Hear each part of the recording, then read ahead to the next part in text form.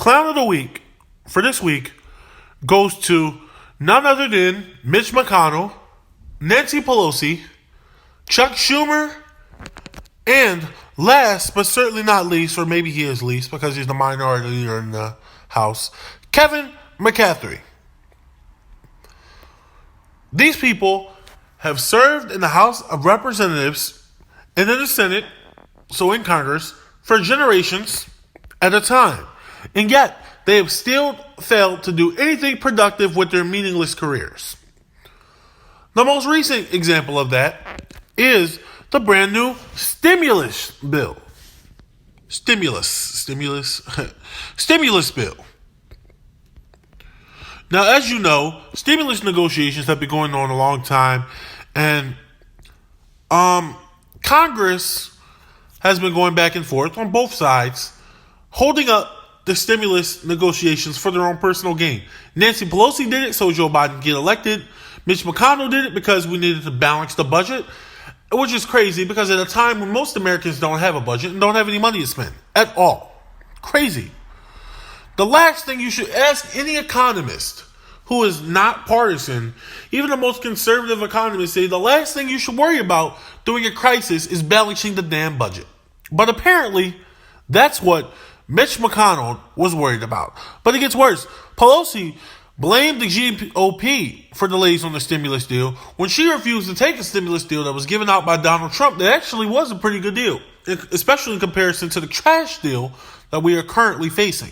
Now, Nancy Pelosi said we need to do more for the children, the parents, we need to help working families. The deal she agreed to, let me read you this. First of all, let's read this excerpt from CNN. Congressional leaders announced they reached a new deal sweeping $900 billion aid package later today. Now, if you remember, Nancy's first initial push was for a $3 trillion bill, which passed in the House. Rather than negotiate that in the Senate and negotiate it down to maybe $1.5 trillion or $2 trillion, something that could be compromised on, she just totally folded and went along with the Republicans without any pushback. Now, this is the part, the Republicans are not off the hook here either, because the Republicans did not want to spend money on unemployment benefits, state aid, indirect stimulus to people, which are three things that we need right now. We need these things more than anything. And Nancy Pelosi's package that she was able to, bipartisanly agree with Mitch McConnell, Chuck Schumer, and McCarthy, will give $600 payments to individuals as opposed to the $12,000 or even $1,200 or even $2,400 that had been proposed in previous stimuluses. They're only giving $300 for unemployment insurance, and they're only giving one type of unemployment insurance. They're not going to give you the other type, which, from my understanding, wasn't as important, but was still very necessary in order to pay people who are out of work. Also, the state aid is minimal. I think they said $25 billion. We need at least $100 billion for the states. There's no way around it. We need at least $100 billion. So, now, in their defense, there were some good things that came out of this, like the company liability shield. They were able to get that out of the bill. But this bill is pathetic. This bill is not going to help people. What? I want to ask the leaders of the Congress, what the hell is the average American who has been out of work since March, some people, and some people who are out of work again, and this time may not be able to get unemployment benefits from their state because they're going bankrupt? Who the hell can afford to live off of $600 from now until the summer? Who? Can somebody tell me? Who can do it? I can't do it. Certainly most people can't do it. Who can pay their rent? Is that going to help with utilities? You know what? Maybe it'll help people buy groceries for the next 2 months and actually be able to eat for Christmas. Because, in case you don't know, there are food lines all across the country. 2/3 of America is experiencing food scarcity right now because they can't afford to buy food.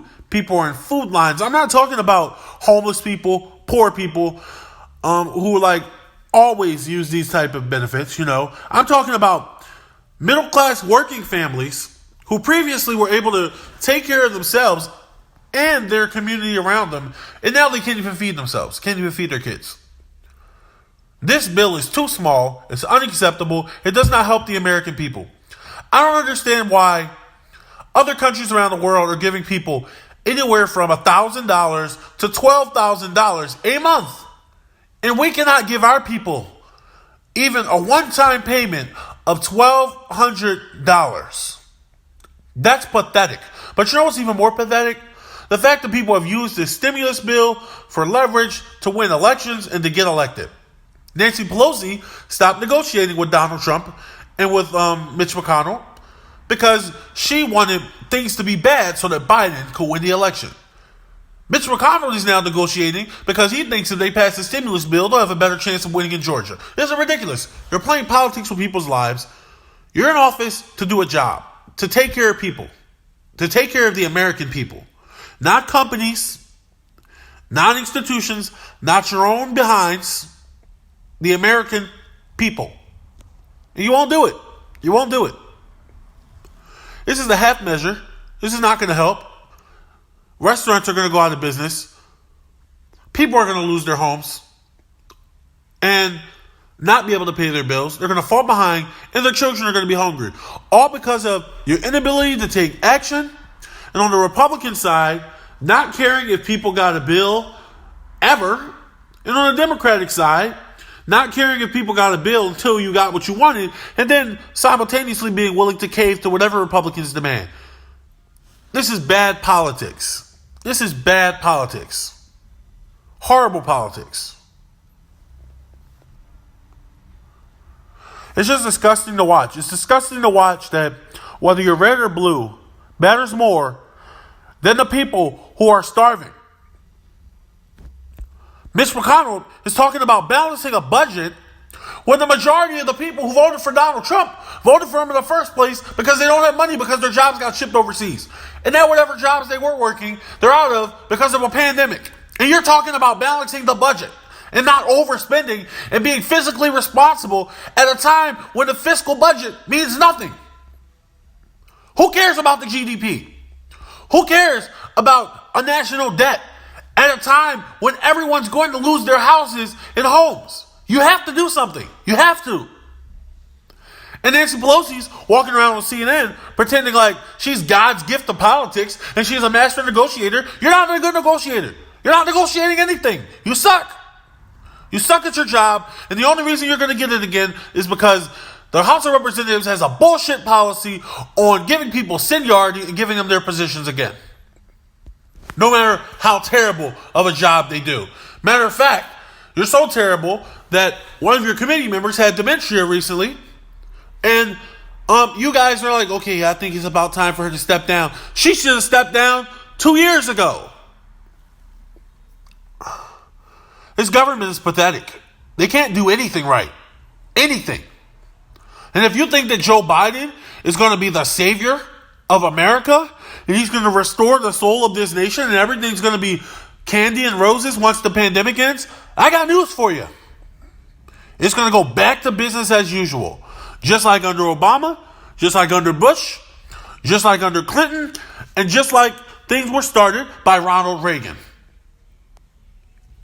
And until somebody rises up and calls them out in their bullshit, they're going to keep doing the whole shebang thing where they just pretend to care about people to get elected, and they get elected and they don't do shit.